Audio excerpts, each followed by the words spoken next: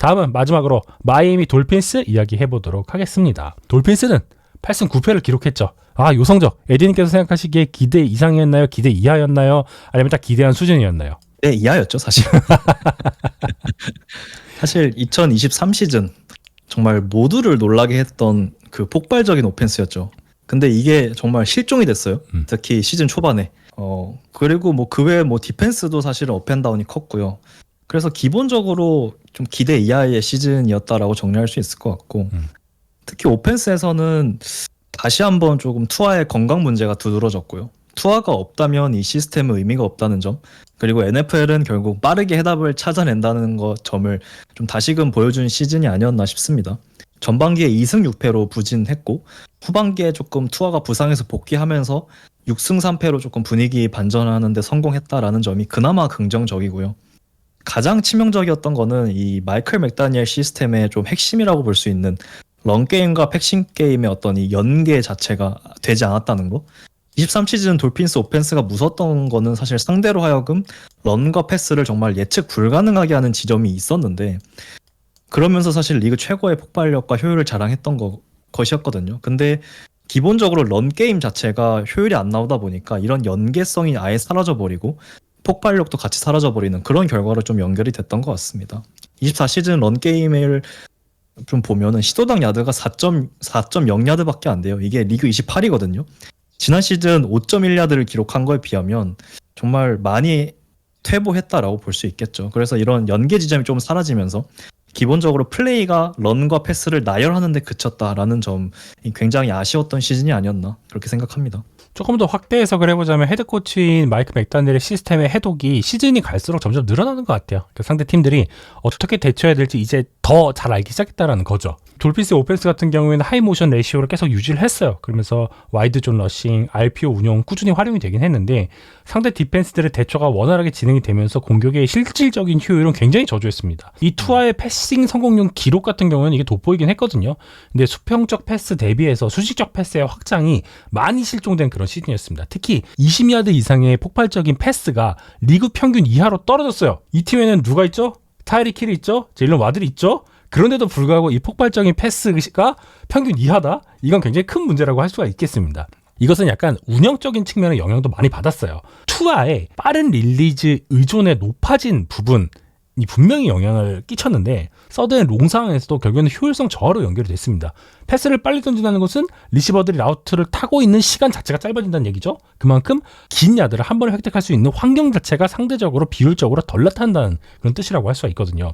이 부분은 조금 뒤에 가서 자세하게 조금 더 설명을 해드릴게요. 그리고 런에서는 데이번 H의 부재 역시도 굉장히 큰 영향이 있었습니다. 러싱 시도 자체도 낮았고요. 생산 지표 역시도 기대에 많이 못 미치는 모습을 보여줬습니다. 이 팀이 자랑하고 있는 이 아웃사이드 존 위주의 런은 깔끔했어요. 하지만 뭐가 없었냐? 인사이드 러싱. 내각을 활용한 이 러싱은 진짜 너무 저조했습니다. 이 부분이 두드러졌다라는 생각이 들고 있어요. 그럼 오펜스에서는 이런 문제가 있었는데 그렇다면 디펜스에서는 어떤 문제가 있었을까요? 오펜스도 오펜스처럼 좀 기본적으로 부상에 많이 신음했던 것 같습니다. 핵심 자원이라고 할 수 있는 이제 엣지, 제일런 필립스 그리고 브래들리 첩이 모두 부상으로 이탈하면서 이 디펜시브 코디네이터 입장에서는 뭐 포차를 다 떼고 한 시즌을 소화해야 하는 이런 최악의 상황이 연출이 됐어요. 이런 상황에서 디펜스의 업앤다운이 굉장히 전 심했다고 보는데, 뭐 램스전, 뭐 브라운스전 이런 경기를 보면은 정말 디펜스가 최고의 퍼포먼스를 막 보여주는 경기도 있었고요. 그에 반면에 뭐 패커스전, 뭐 카디널스, 제츠 이런 경기들을 보면 정말 처참하게 공략당하는 그런 디펜스가 뭐 나오더라고요. 그러다 보니까 디펜스 자체가 좀 일관성이 많이 떨어지는 모습을 노출했고요. 그래도 사실 이 앤서니 위버라는 디펜시브 코디네이터는 이제 막 팀에 부임한 1년차 코디네이터이기 때문에 뭐 어쨌든 팀 내 최고의 선수들이 빠진 상황에서 뭐 여러 가지 스케줄의 운도 좀 있었고요. 적절한 선수들을 적절한 위치에 활용하면서 그나마 좀 선방했다는 생각이 듭니다. 그나마 뭐 실점도 12, 야드 허용도 4위, 뭐 서드다운 디펜스도 6위, 레드존 디펜스도 4위. 뭐 전체적인 스탯 자체도 굉장히 나쁘지 않게 찍혔고 어쨌든 퍼포먼스적으로 봤을 때 나쁘지 않은 경기들이 있었기 때문에 뭐 앤서니 유버의 첫 1년 차는 그래도 힘든 상황에서는 그나마 괜찮았다라고 정리할 수 있을 것 같습니다.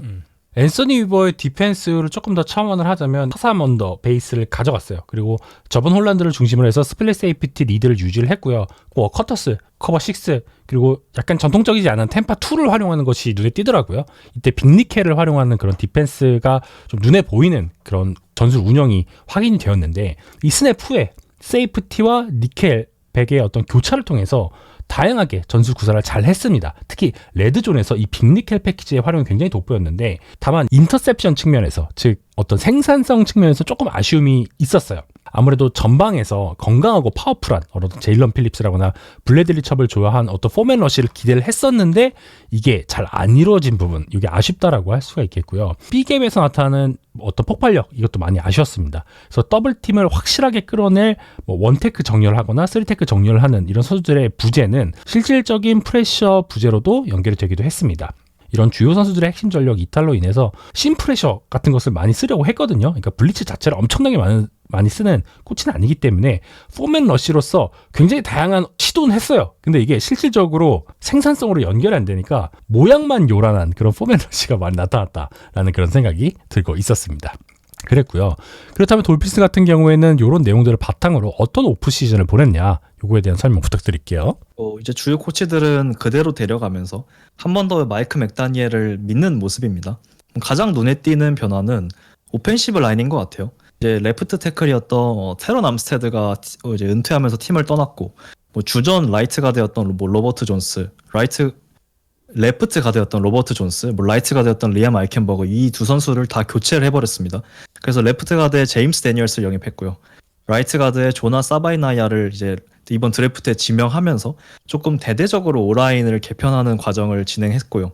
디펜스에서도 칼라이스 캠벨, 엠마뉴엘 오그바, 제일런 램지, 조던 포이어, 제본 홀랜드, 켄달 풀러 이런 정말 핵심 주전 선수들이 대거 팀을 다 떠났습니다. 그래서 여기에 1라운더로 인테리어 디펜시브 라인에 케네스 그랜트를 지명했고 세컨더리에 이페아티 멜리포누, 애시튼 데이비스 이런 선수를 영입했고 며칠 전에 트레이드로 민카 피츠패트릭까지 영입하긴 했지만 기본적으로 디펜스는 작년과 비교했을 때 전반적인 탤런트 레벨이 좀 확연히 떨어졌다라고 볼 수 있을 것 같습니다. 그나마 다행인 거 부상에서 복귀하는 이 제일런 필립스와 브래들리 첩이 드디어 돌아온다라는 점이 그나마 다행이고요. 이 둘의 퍼포먼스가 얼마나 끌어올려주고 이 나머지 어떤 공백을 메꿔줄 수 있느냐가 좀 중요한 롤이 되지 않을까 그렇게 생각을 하고 있습니다. 이러한 내용을 바탕으로 그러면 2025 시즌 어떤 부분들 돌핀스에서 주목하면 좋을지 한번 살펴보도록 할게요. 이대로는 안 된다. 더 이상 용납할 수 없는 투아 텅어발로와의 이탈. 투아의 건강이 어느 때보다 중요하다는 생각이 들고 있습니다. 이 투아의 건강 유지와 리더십 회복은 결국 팀 성적의 핵심 변수가 될 것이다라는 생각이 되고 있고요. 진짜 더 이상은 안 됩니다. 이 선수를 더 신뢰할 수 있을 것인가가 관건일 것 같아요. 이렇게 믿을만 하면 부상당하고 이것은 결국에는 신뢰가 무너지는 상황으로 연결이 되거든요. 지난 시즌에도 결국 6경기 결장이 있었죠. 뿐만 아니라 짧은 패스 이게 평균 지난 시즌 2.45초에 달하는 빠른 릴리즈에 의존을 했어요. 근데 이게 사실 투아의 진짜 강점을 살려주진 못하거든요. 투아의 위력이 실제로 감소를 했어요. 되게 양날의 검 같은 그런 운영인데 맥다니엘은 의도적으로 투아의 부상 리스크를 줄이기 위해서 이 구조를 설계를 했습니다. 그리고 타이릭 힐과 제일런 와들 같은 경우에는 빠른 세퍼레이션에 크게 의존하는 그런 스타일이죠. 이 오프 시즌 인터뷰와 훈련 내용을 좀 참조를 했을 때 투아는 무리하게 플레이를 연장하는 플레이를 하기보다는 이게 안 될 것 같아. 이러면은 플레이를 빠르게 포기하고 다음 기회를 노리는 그런 마인드셋 전환을 이번 시즌에도 마찬가지로 가져가고 있대요. 그래서 아마 지난 시즌과 크게 운영 자체는 달라지지 않을 것 같아요. 패스 측면에서. 그래서 이 투아의 건강은 단순한 어떤 출전 여부를 넘어서 돌핀스의 공격 전술 전체의 효율성, 다양성, 폭발력에 결정적인 영향을 미치기 때문에 이 데니얼스의 리스크 관리 능력 이것이 이번 시즌 돌핀스 성패에 굉장히 중요한 포인트가 될 것이다라는 생각을 하고 있습니다. 사실 투아와 이제 그만 가야 된다 혹은 계속 데려가야 된다 이런 말이 굉장히 많았지만 결국 돌핀스는 4년 연장 계약을 선택했습니다. 그러면서 이제 못해도 3년 이상은 더 데려가야 되는 상황이 돼버렸어요. 결국 이번 시즌은 물론이고 다음 시즌 그 다음 시즌도 이 오픈 시즌에는 항상 투아가 건강하길 바라는 것밖에 할 수 있는 게 없습니다. 그러다 보니까 이제 제이님께서 말씀해 주신 대로 결국은 어떤 리드의 과정에 있어서 욕심을 버리고 부상 위험을 최대한 줄이는 방향으로 조금 선수에게 코칭을 하는 것이 그나마 유일하게 할 수 있는 것 같고요. 뭐 또 다른 포인트를 조금 생각을 해보면 개인적으로는 이 돌핀스의 런 게임이 얼마나 살아나느냐가 이번 시즌 많이 중요할 것 같다라고 생각을 해요. 제이님께서 언급해 주셨듯이 지난 시즌 이 인사이드 내곽으로 이루어지는 런 게임은 정말 최악의 수준이었습니다. 다행인 거는 돌핀스도 이를 잘 알고 있어요. 그래서 인테리어 라인맨들을 앞서 언급드렸듯이 교체했죠. 새롭게 가드로 들어오는 이 제임스 다니엘스 그리고 루키 조나 사바이나이아가 런블락에서 얼마나 잘해줄 수 있느냐 이게 좀 포인트가 될 것 같아요. 결국 런 게임이 살아나면 이 오펜스 시스템은 다시 탄력을 받을 수 있다라고 저는 보거든요. 맥다니엘은 결국 이 프리스냅에서 런 플레이와 패스 플레이의 구조를 조금 동일하게 만들고 스냅 직후에도 뭐 모션이라던가 다른 블락킹 움직임을 통해서 디펜스가 그 판단하는 시간의 찰나를 굉장히 잘 만들어내는 코치예요. 그리고 그 찰나의 순간 빠른 타이리ክ 힐 그리고 와들은 필드로 뛰쳐나가고요. 투아는 이 상황에서 굉장히 편하게 공을 뿌리게 되죠. 이런 구조를 차용하다 보니까 결국은 런 게임이 살아나야 된다. 런과 패스가 유기적으로 연계되면서 상대로 하여금 계속해서 혼란을 주는 것이 이 오펜스의 포인트이기 때문에 런이 이번에도 살아나지 못한다면 개인적으로 돌핀스의 오펜스는 힘들지 않을까 그렇게 생각을 하고 있습니다. 오펜스는 이렇게 살펴봤고 그럼 디펜스 쪽에서 주목해야 될 포인트는 무엇이 있을까? 제가 먼저 말씀을 드려보면 일단 2년차 이 앤서니 위버의 안정적인 운용이 굉장히 필수적이라는 생각이 들고 있습니다. 지난 시즌에는 좀 다소 하이 리스크 하이 리턴 어떤 스타일을 좀 많이 가져갔었거든요. 이 상대 오펜시브 라인의 약점에 맞춰서 다운의 디스턴스에 따라서 다양한 프런트 뭐 프레셔 여기에 뭐 심프레셔 크리퍼 이런 것들이 활용될 텐데 이 빅앱을 통한 인테리어 압박을 극대화해야 한다는 그런 과제를 갖고 있다라고 할 수가 있겠습니다. 여기에 최적화 하기 위해서 1라운드 드래프트에서 케네스 그랜트를 선택을 했죠. 아주 이런 조건에 최적화된 자원이라고 할 수가 있는데 그랜트 같은 경우에는 투게핑 테크닉 그리고 핸드 블로킹 능력 이런 장점들을 활용을 해서 빅앱 컨트롤에 굉장히 특화될 수 있는 타입의 선수라고 할 수가 있겠습니다. 여기에 에드님께서 말씀해 주신 필립스, 뭐 첩, 로빈슨 이런 엣지 3인방의 건강한 복귀와 활약 이것이 외곽의 어떤 선수들의 프레셔와 함께 이 빅의 프레셔가 같이 이루어진다면 상대의 포켓을 빠르게 붕괴시키고 뭐 경우에 따라서는 턴오버를 유도할 수 있을 것이다 라는 기대를 하고 있습니다. 그래서 지난 시즌처럼 요란하기만 한 그런 포맨 러시가 아닌 실질적인 압박이 나타날 수 있을 것이다 기대가 되고 있네요. 그리고 또 이야기를 반드시 해야만 하는 게 바로 민카 피츠패트릭 이야기죠. 지난 시즌 같은 경우에는 저분 홀란드가 있었는데 이 홀란드가 이탈한 상황에서 민카 피츠패트릭의 합류는 매우 중요한 포인트다라고 할 수가 있겠습니다. 민카 피츠패트릭 같은 경우에는 본래 딥세이프티의 강점 조금 더 많이 가진 선수예요. 앞서 앤서니 위버에 대해서 특징을 말씀드리긴 했지만 위버 같은 경우에는 단일 시스템에 의존하지 않고 로스터의 강점에 따라서 스킴을 유연하게 조정할 수 있는 코치 중에 한 명이거든요. 그래서 휴스턴 텍사스 시절에는 싱글 하이 비중이 굉장히 높았던 코치고요. 레이븐스 시절에는 투 하이 쉘 활용 빈도를 많이 가져갔던 그런 코치 중에 한 명이라고 할 수가 있겠습니다. 그래서 지난 시즌 저번 홀란드가 뭐 딥, 로버, 박스 이런 다양한 역할을 수행을 하면서 커버리지의 중심축을 담당을 했는데 위버가 이번에 민카에게는 과연 어떤 롤을 부여할지 주목해서 보시면 좋을 것 같아요. 최근 2년간 민카 피츠패트릭은 최후방 세이프티가 아니라 뭐 박스, 슬랏 이런 기용이 굉장히 많이 늘어났어요. 슬러스 뎁스 상황에 따라서. 그래서 이것은 실질적인 볼 프로텍션, 즉 인터셉션 메이킹 이런 것이 좀 많이 떨어지는 결과로 연결이 됐거든요. 그리고 실제로 커버리지 허용 수치도 많이 악화가 됐습니다.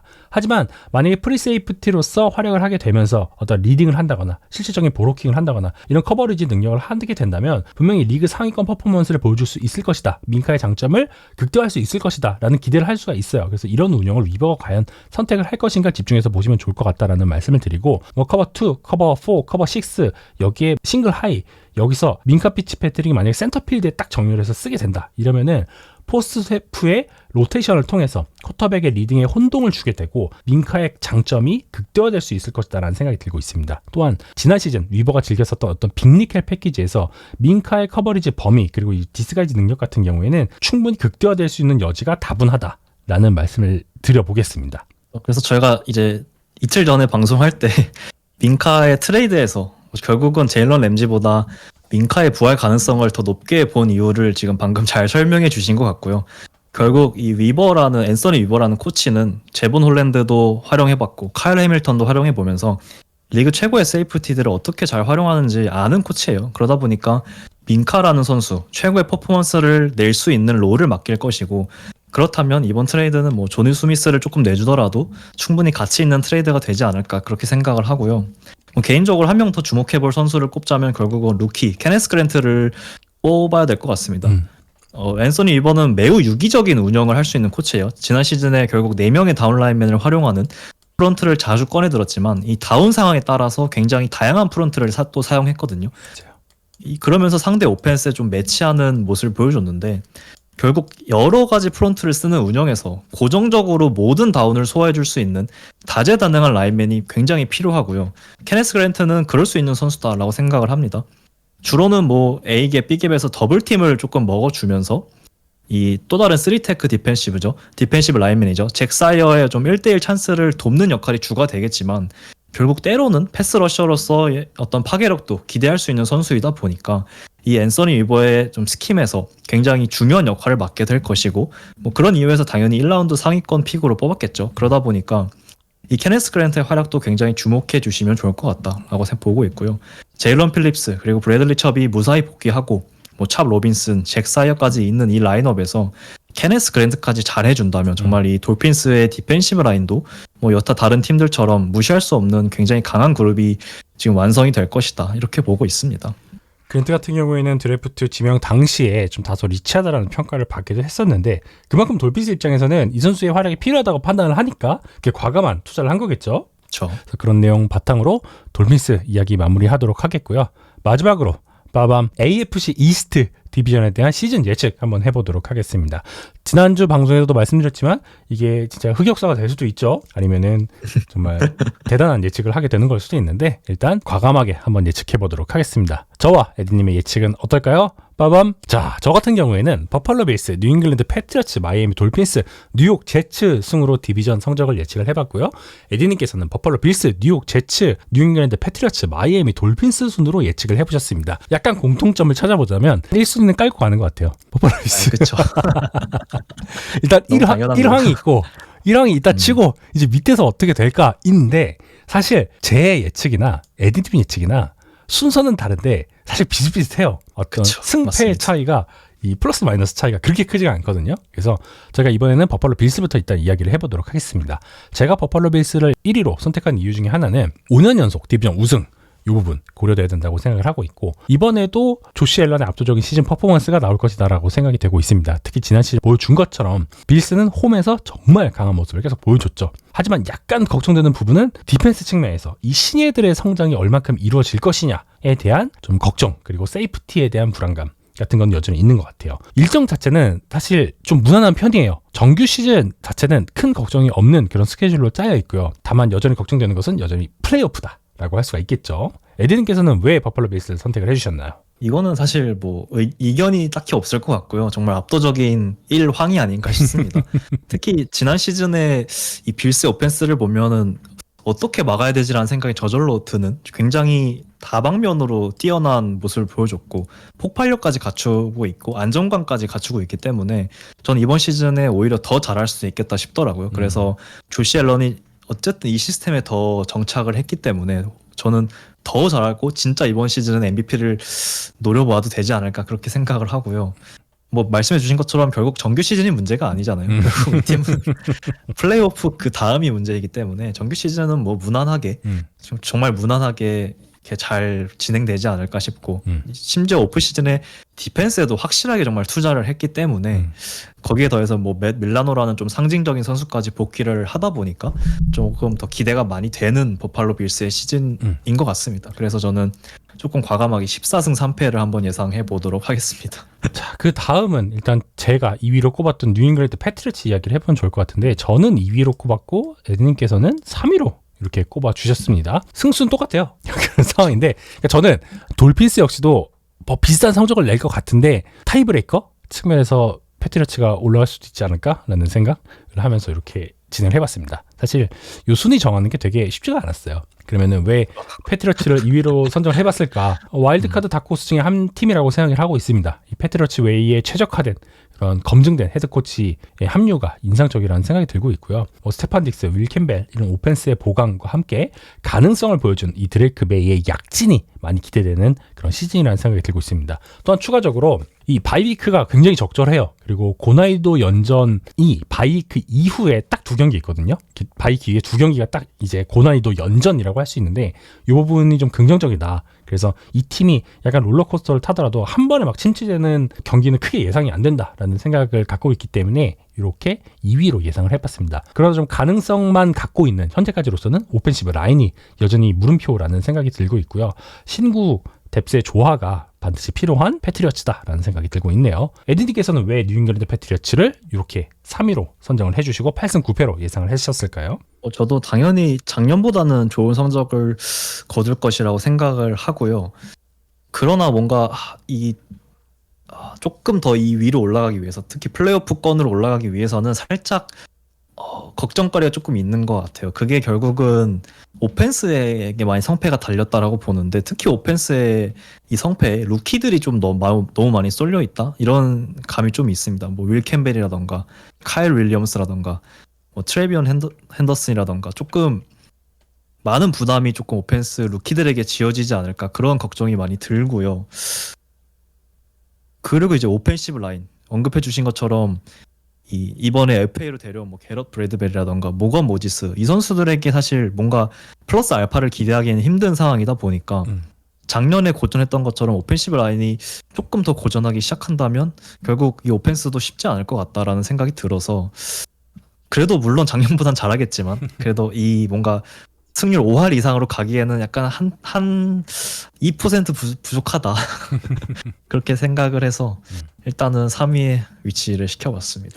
잘 들었습니다. 다음에 저는 3위를 이제 마이애미 돌핀스로 설정을 했고, 에디님께서는 4위로 이렇게 선정을 해보셨는데, 돌핀스 같은 경우에는 저는 패트리어츠와 굉장히 치열한 경쟁을 할 것이다라는 예상을 하고 있어요. 여기에는 일단 투아의 약간의 이제 부상까지 이제 고려한 그런 예측이라고 생각을 해주시면 될 것 같아요. 뭐 핵심 선수들의 이탈이 여전히 불안 요소라고 생각이 되고 있고, 이 주전 쿼터백의 부상이 가장 우려되는 지점이죠. 여기에 참 많은 것이 달려있기 때문에 참 불확실성이 크다라는 말씀드리겠고, 일정상으로는 인터내셔널 시리즈를 포함을 해서 바이위크 직전에 볼티모어 레이븐스, 버팔로 베이스, 워싱턴 커맨더스 3연전을 치러야 되거든요. 이 부분이 굉장히 우려가 됩니다. 이때 진짜 2승 이상 한다? 이러면은 정말 편안하게 바이위크를 치를 수 있을 것 같은데, 저희가 3연패도 당연히 예상해 볼 수 있는 성적이잖아요. 그래서 3연패를 하고 바이위크를 들어간다? 이러면 돌핀스에게 너무 어려운 시즌이 될 것 같다는 생각을 하고 있습니다. 저도 마이애미 돌핀스가 어쨌든 4위긴 하지만 7승 10패 정도로 예상을 하는데, 어쨌든 이 세 팀 중에서 고점은 가장 높다라고 생각을 해요. 왜냐면 결국 투아가 보여주었던 그 폭발적인 오펜스를 재현할 수 있다라는 가능성이 있으니까요. 근데 말씀해 주신 것처럼 이 부상 이슈가 너무 심각합니다. 특히 팀에서 매우 중요한 선수들이 지금 다 부상 이슈를 달고 있어요. 투아라던가 뭐 제일런 필립스라던가 브래들리 첩이라던가 다 부상 이슈를 달고 있고, 이제는 사실 투아가 건강하게 17경기를 다 소화하는 그림이 잘 상상이 안 돼요. 잘 안 그려지는 지경에 이르러 버렸습니다. 그래서 뭐 한번 히트 한 번 당해도 이제 굉장히 불안할 것 같고요. 그 다음 경기 퍼포먼스가 걱정될 것 같고 그런 상황이다 보니까 모르겠습니다. 잘 이 마이애미 돌핀스가 5할 이상을 기록하고 뭐 10승 이상을 기록하고 잘할 것이다라는 기대가 조금 안 들고요. 그 외에는 이제 주축들이 많이 빠진 좀 세컨더리가 많이 걱정이 돼요. 특히 코너백 지금 뎁스를 보시면 톰 덕, 제이슨 마샬, 뭐 케이 덕코후, 아티 번즈, 이런 선수들이 지금 주전 라인업에 이름을 올리게 되는데, 사실 많이 좋은 먹잇감이 되지 않을까 리시버들에게. 뭐 마이애미 돌핀스가 세컨더리 어떤 리빌딩을 진행한다고 하지만 결국은 이 세 선수들이 17경기, 이 네 선수들이 17경기를 진행하면서 좀 많이 약점이 노출되고 많이 좀 털리게 되는 날이 오게 되지 않을까, 그런 걱정이 들어서 일단은 7승 10패 가장 밑에 위치하게 됐습니다. 자, 그럼 다음으로는 저는 뉴욕 제츠를 일단 4위로 꼽았고, 에디님께서는 2위로 꼽아주셨어요. 이 뉴욕 제츠를 2위로 꼽은 이유, 에디님 의견 먼저 들어볼게요. 글쎄 조금 볼드한 예측 같긴 한데, 저는 제츠의 지금 쿼터백 룸을 제외하면 다른 포지션의 탤런트들은 뭐 패츠 돌핀스에게 전혀 밀리지 않는다라고 생각을 하거든요. 그만큼 스타 플레이어들도 많고 결국 플러스 알파를 기대할 수 있는 선수들이 많다 보니까 일단 이런 선택을 했고요. 심지어 저스틴 필즈, 한계가 명확한 쿼터백인 건 맞지만 지난 시즌 스틸러스에서 그 시즌 초반에 보여줬던 교체되기 전까지 보여줬던 퍼포먼스는 굉장히 인상적이었습니다. 특히 러닝백이 중심이 된 오펜스, 뭐 이번에 브리솔이 중심이 되는 이 시스템을 잘 짠다라고 하면 저는 저스틴 필즈로도 충분히 승리를 이끌 수 있는 팀이지 않나 이렇게 생각을 하고요. 특히 기대가 되는 건 역시 오펜시브 라인 그룹이겠죠. 정말 기대 이상으로 좋은 오펜시브 라인이 완성이 됐고 그만큼 뭐 투자도 많이 했기 때문에 이 오펜시브 라인이 좋다라는 건 결국 더 많은 것들을 기대할 수 있는 상황이어서 개인적으로 제츠 많이 기대가 되고요.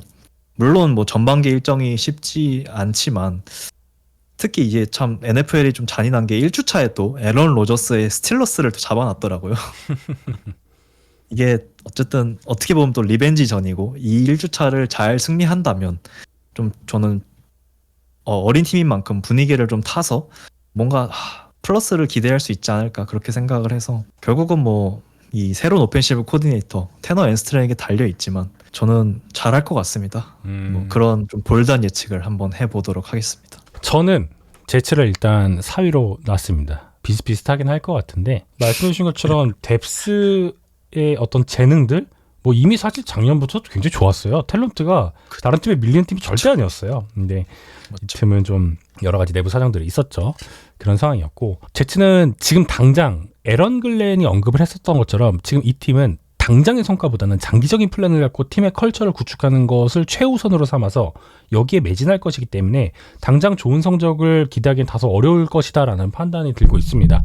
사실 당장 좋은 성적을 낼 거였으면 저스틴 필즈를 주전 쿼터백으로 쓰지 않았겠죠. 하지만 이 필즈 체제에서 지금 당장은 러싱 중심의 새로운 아이덴티티를 정착시키는 데 굉장히 힘을 많이 쓸 것 같아요. 하지만 패스가 결여된 공격의 일관성은 우리가 최근 한 3, 4년간 계속 확인하실 수 있다시피 이게 뭐 플레이오프 진출이라거나 또는 플레이오프 진출 이후에 더 높은 곳으로 가기 위해서 좋은 영향으로 반드시 연결되진 않거든요. 결국에는 패스와 런이 균형적인 어떤 활용 그리고 어느 곳 하나 약점이 없는 공격 타입이 전개가 됐을 때야만 좋은 성적을 낼 수 있다고 저는 생각을 하기 때문에 이런 결여된 오펜스는 분명히 한계를 많이 보일 것이다. 단점을 보일 것이다 라고 생각을 하고 있습니다. 추가적으로 일정적인 상황을 봤을 때 인터내셔널 시리즈 위치가 진짜 애매해요. 그리고 바이위크 위치도 진짜 애매하거든요. 그래서 이 선수들이 피로에 누적되기 굉장히 쉬운 형태의 시즌 중 스케줄이 짜져버렸습니다. 그래서 이것도 굉장히 큰 영향을 끼칠 것이라고 생각이 되고 이러한 요인으로 인해서 어려운 시즌이 될 것이다 라는 생각이 들고 있습니다.